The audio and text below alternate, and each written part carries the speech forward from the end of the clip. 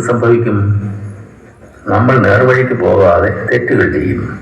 അങ്ങനെ ഉണ്ടാവില്ലേ എന്നാണ് നമ്മുടെ പ്രാർത്ഥന. അപ്പോൾ ഈശ്വരൻ എല്ലായിടത്തുമുണ്ടോ? തൂണിലും തുരുമ്പിലും ദൈവം ഇരിക്കുന്നു എന്നൊരു പാട്ടുണ്ടല്ലോ. മണ്ണിലും മിന്നിലും തൂണിലും തുരുമ്പിലും ദൈവമിരിക്കുന്നു.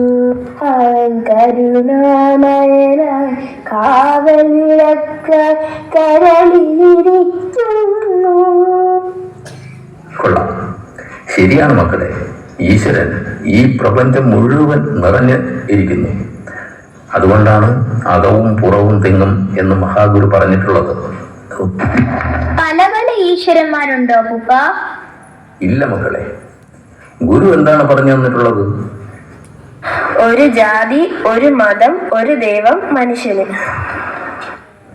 പിന്നെന്ത് സംശയം? ഒരേ ഒരു ദൈവം എല്ലാത്തിലും നിറഞ്ഞിരിക്കുന്നു. ഉദാഹരണത്തിന്, ഒരു ബക്കറ്റിൽ വെള്ളം നിറച്ച് ഉച്ച സമയത്ത് പുറത്തു വയ്ക്കൂ. വെള്ളത്തിൽ എന്ത് കാണാം? അതിൽ സൂര്യന്റെ പ്രതിബിംബം കാണാം.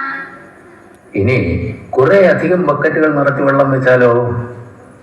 എല്ലാത്തിലും സൂര്യന്റെ പ്രതിബിംബം കാണാം. അതുകൊണ്ട് ഒരുപാട് സൂര്യനുണ്ട് എന്ന് പറയാൻ പറ്റുമോ? ഓരോ ബക്കറ്റിലും ഉള്ളത് ഒരേ ഒരു സൂര്യന്റെ പ്രതിബിംബമാണല്ലോ. അതുപോലെ എല്ലാവരിലും ഒരേ ഈശ്വര ചൈതന്യമാണുള്ളത്. അപ്പൂപ്പ, എല്ലാവരും ആത്മ സഹോദരർ എന്നല്ലേ പറയേണ്ടത് ഓർക്കുകിൽ നാം എന്ന് തുടങ്ങുന്ന ഒരു ഗുരുദേവ കൃതി ഉണ്ടല്ലോ. മിടുക്കൻ. നമ്മളെല്ലാവരും ഒരേ ദൈവത്തിന്റെ മക്കൾ, ആത്മ സഹോദരരാണ്. സഹോദരൻ എന്നാൽ എന്താണ്? ഒരേ ഉദരത്തിൽ ജനിച്ചവർ. അതുപോലെ ഒരേ ആത്മാവിൽ നിന്നും വന്നവർ ആത്മ സഹോദരർ. എല്ലാ ജീവജാലങ്ങളിലും ഈശ്വരൻ ഉണ്ടെന്നല്ലേ അപ്പൂപ്പ? അതെ, അതാണല്ലോ ഒരു പീഠ എറുമ്പിനും വരുത്തരുതെന്ന് ഗുരുദേവൻ അരുളി ചെയ്തിരിക്കുന്നത്. പക്ഷേ ആ ദൈവം ഉള്ളിലുണ്ട് എന്ന തിരിച്ചറിവ് മനുഷ്യന് മാത്രമേ സാധ്യമാകൂ. ഒന്നുകൂടി വ്യക്തമാക്കി തരാമോ അപ്പൂപ്പ?